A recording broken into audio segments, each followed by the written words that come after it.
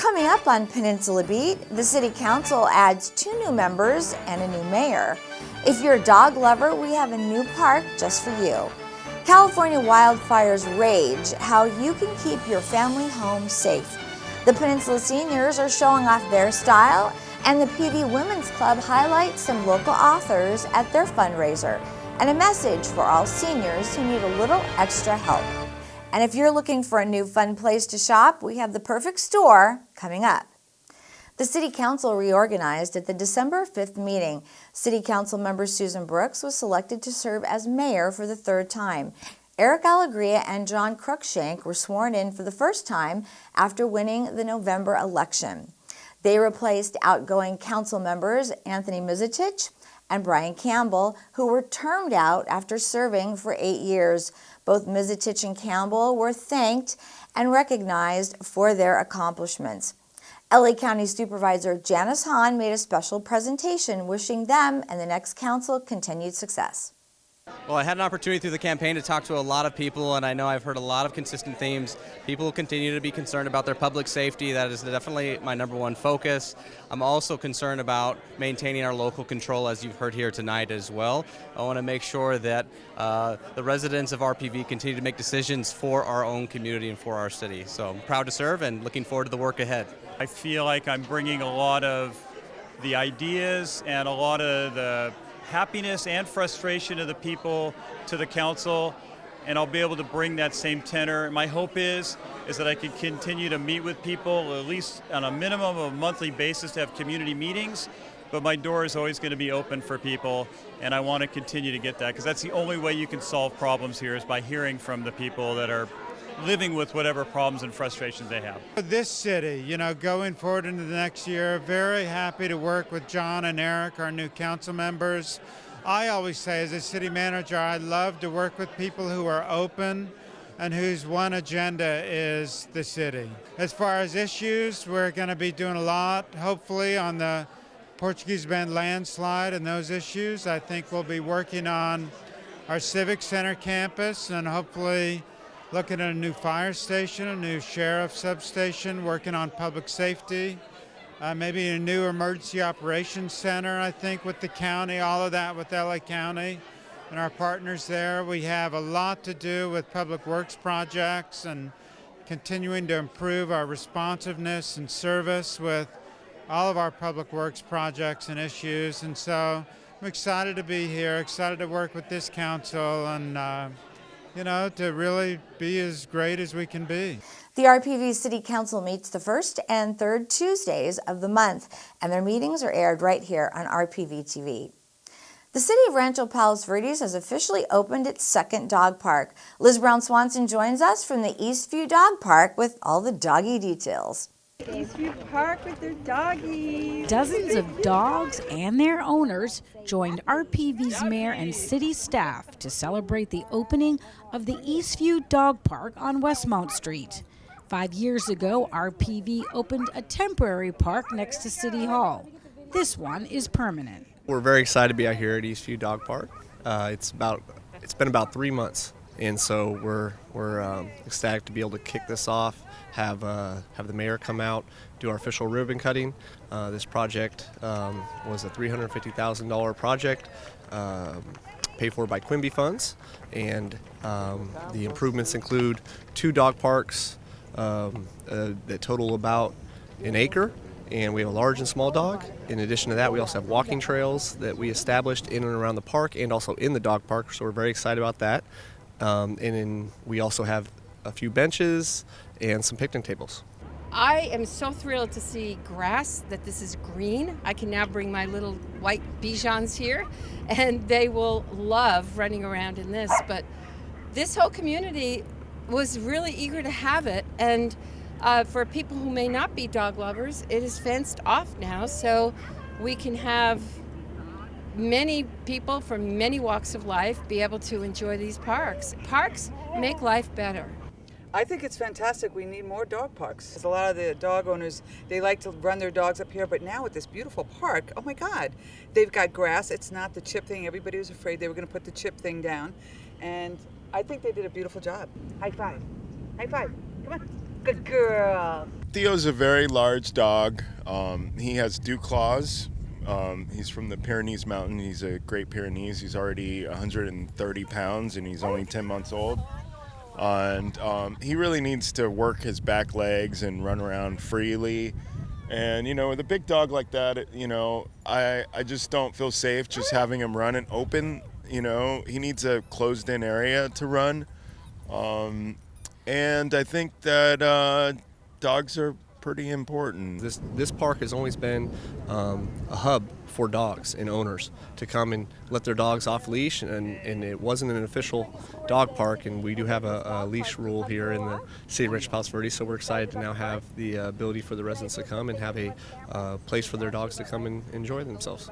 All right, so with now 2 off-leash dog parks officially open in the city of Rancho Palos Verdes, that means residents and their dogs can have double the fun with more places to run. I'm Liz Brown-Swanson reporting for RPV TV. Fires have been raging through California in recent months. The Thomas Fire in Ventura County is still burning and one of the biggest fires in California history. This serves as a reminder that we should stay prepared in case of fire emergency, as seen here during a brush fire right here in Rancho Palos Verdes. Liz Brown-Swanson brings us more from the scene. The flames were getting close to the house, and they were shooting water from different directions. And I tell you, it could be a lot worse. They got here right on time. The fire started from the lower part of the slope and made its way up to the slope. But there was a portion of the flame that was behind a tree, and the fireman could not see it. So I kept yelling at him, there's another flame behind that tree. So he started changing the angle of his water jet, and he was able to concentrate on that flame. Be alert when it's hot like this, and that's why it's very important to establish a good perimeter around your house during that time when we come out and do brush inspections, but to do it way before and year-round. Basically, year-round is almost fire weather here in Southern California. And when we come back, the Peninsula seniors celebrate their annual fundraiser in style. And if you're a senior looking for a little extra assistance, then we have the group for you.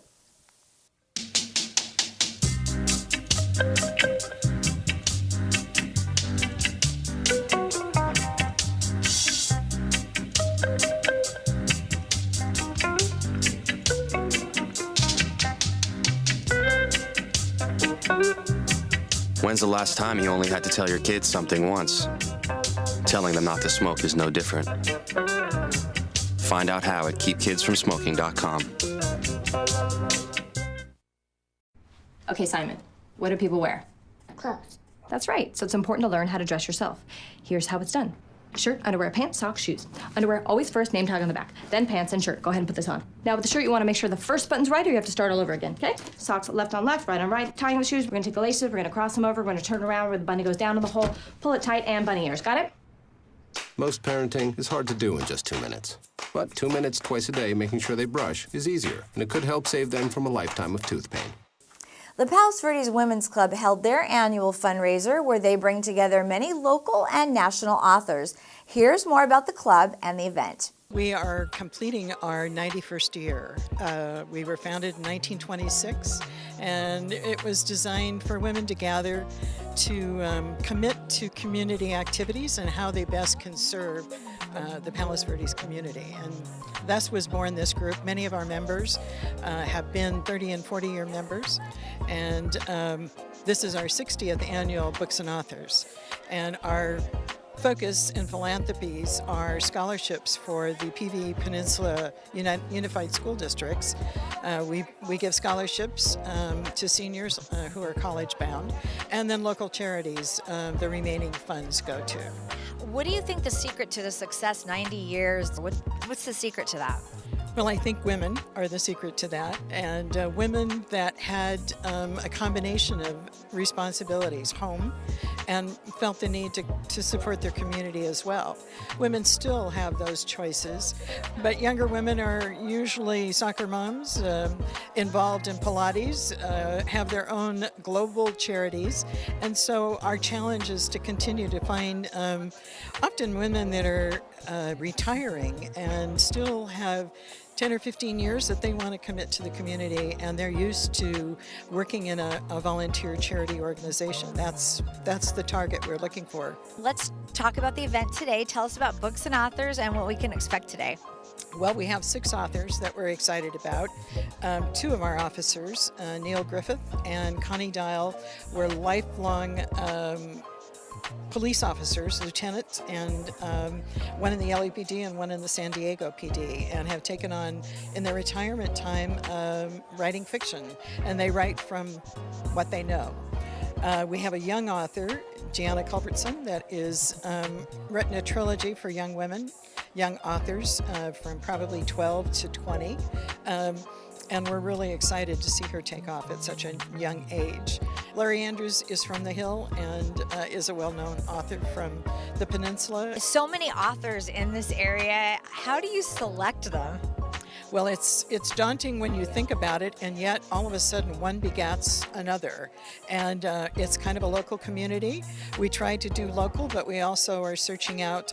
25 and you have published books. Take me back a little bit. When you were in PV High School, did you always know you wanted to be an author?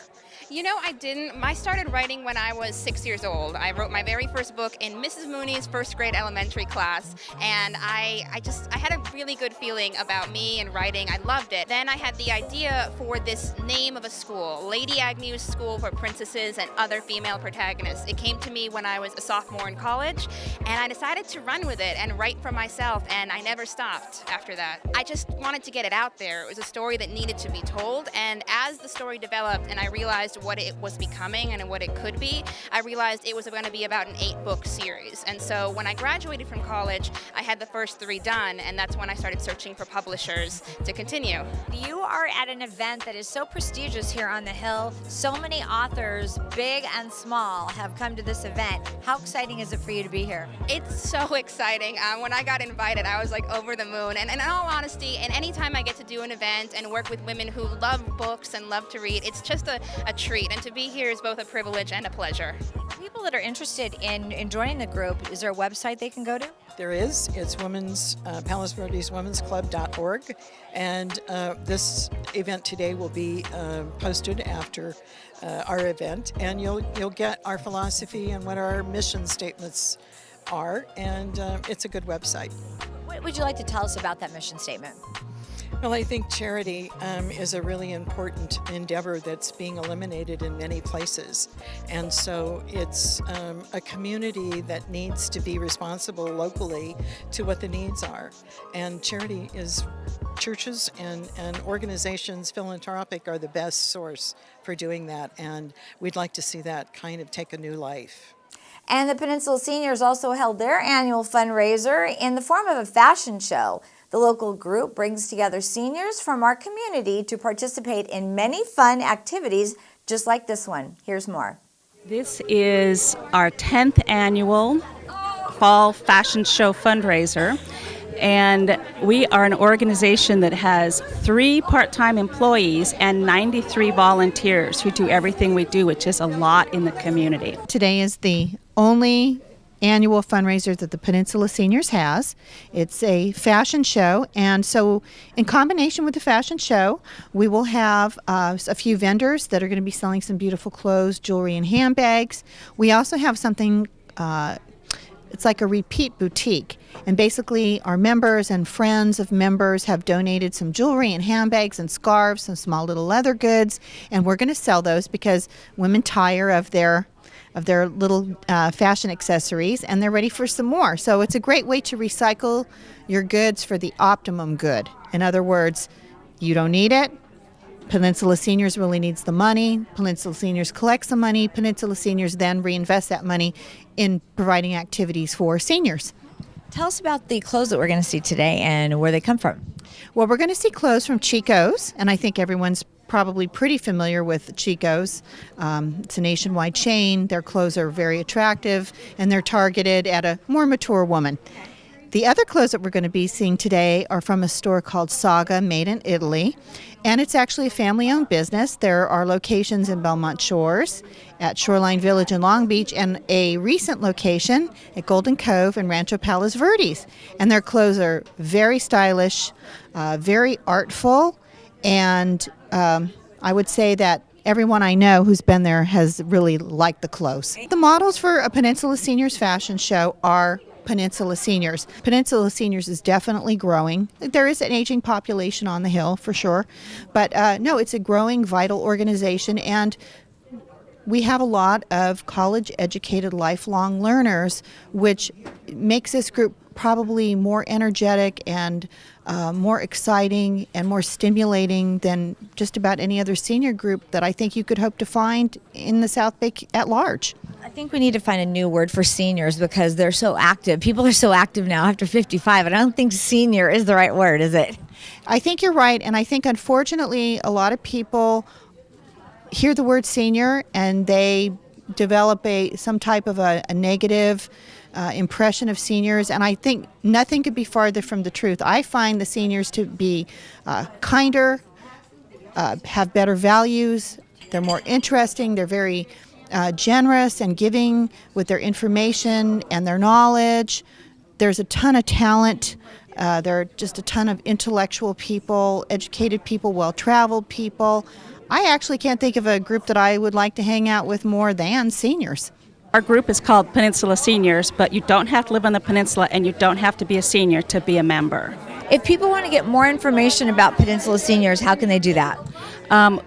You can find us on the web at www.pvseniors.org, or you can call the office at 310-377-3003.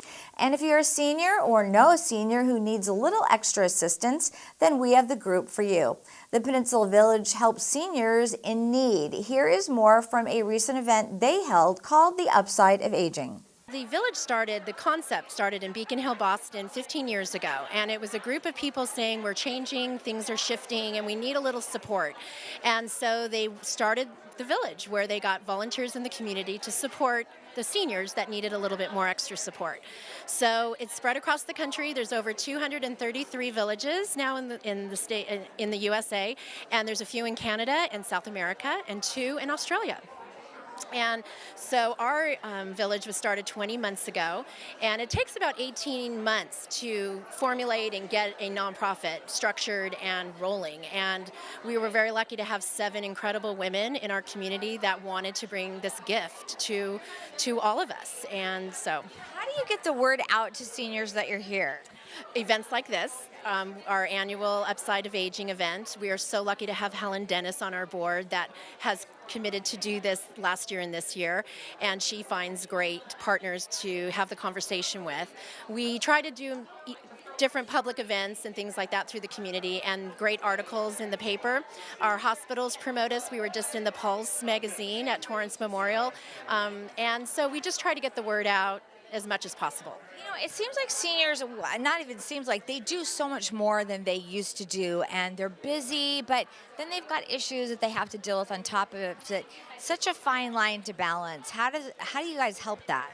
Well, what happens is, you're going along and everything's fine, and then all of a sudden you slip and fall chasing your cat. That's what happened to one of our members, and broke her arm or broke her hip, or things just happen. And so having the support of the village, it's multi-generational, so different friends come in, support the house, support you in convalescent when you're recovering, and when you get home. We have incredible events all over the place, and activities, handymen, IT helpers that come in and help with if you want to get a new computer, a new cell phone. And so it really is, it's incredible because of our volunteers supporting our members. We have, between our volunteers and members, they're anywhere between 12 years old and 101. We have Girl Scouts and their moms supporting us. We have people that are still working, supporting us on the evenings and weekends. It's just amazing how our volunteers want to pay it forward and support the village. And tell us a little bit about the event today. So today we have 18 incredible sponsors, and we're just so fortunate to have them because their financial backing then helps us provide this event as well as many other events in the community. And Helen is interviewing Dr. Cohen on the upside of aging, and he's the dean of the USC Gerontology Department. What kind of things does he talk about for the upside of aging? So he's talking more about an app that he's created about how we can hopefully predict things that might happen in our DNA and what we can do to keep them from happening. So my mom has Alzheimer's, so maybe this app might help me exercise, keep me on track, eat more fruits and vegetables, and hopefully maybe it won't happen to me. So he's going to be talking about how we can age healthy. And if you're looking for a new fun place to shop, look no further than Mandy's Boutique in Golden Cove Plaza. Here's more. Ladies, we're here in Golden Cove Plaza at Mandy's, which is your store named after your daughter. I want to talk about that, but tell me first how you got here. I know you have another store in San Pedro. Tell us about that. So I've had that store for 7.5 years now, and it's been a few years where I've wanted to expand. And we do have a lot of clients from Palos Verdes, and they always said, open one on the hill. So here I am. So I was going to ask you what your inspiration is, but maybe it's your daughter since you named it after her. She was little when we did first open, but I've always had a niche for fashion and retail. Growing up, I always had a retail job, and I always worked in a fashion district. So how do you know what to buy in a store like this? Because you've got really, an array of ages from younger people to older people that don't want to leave the hill. So how do you kind of know what to buy? It does get difficult, but our customers do tell us what they like, and I go from there. It's hard. I can't always pick out what I like. So I pick out a little bit of everything, and I hope that it works. So far, we've been doing well. Now, do people tell you what they want, or how does that work? Yeah, they do. For example, a lot of people up here, they want extra small sizes. We started carrying extra small. They like 100% leather bags, so we just started carrying our hobo line. So we like suggestions. It must be fun too because you can kind of move things around, showcase certain things. How often do you sort of change it up a little bit? Couple times a week. Okay. Yeah. And then tell me more specifically about the things you have. You've got clothing, you've got jewelry. Talk about what you have in the store. So we have a wide variety of, we have got jewelry, clothes, clutches, purses.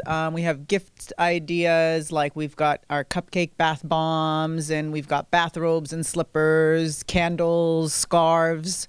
So a little bit of everything. Okay, Amanda, tell us some of your favorite things in the store. Okay, one of my favorite things in here is the Key Australia sunglasses. We just started carrying them recently. I just think they're really pretty. And they're like good quality, they're not too expensive. And a little bit of everything for maybe Christmas shopping this year as well, yes? Definitely. It's interesting because a lot of stores you see will only carry one thing, but I think that this really kind of pinpoints having a store on the hill that really has something for everyone. Talk about that. We're excited to be here. And when I get good feedback from customers, they like what we have and they like our selection, that makes me feel good. So I'm happy to be here and provide like a wide variety of stuff for everybody. And that will do it for us. From everyone here at RPV TV, Happy New Year.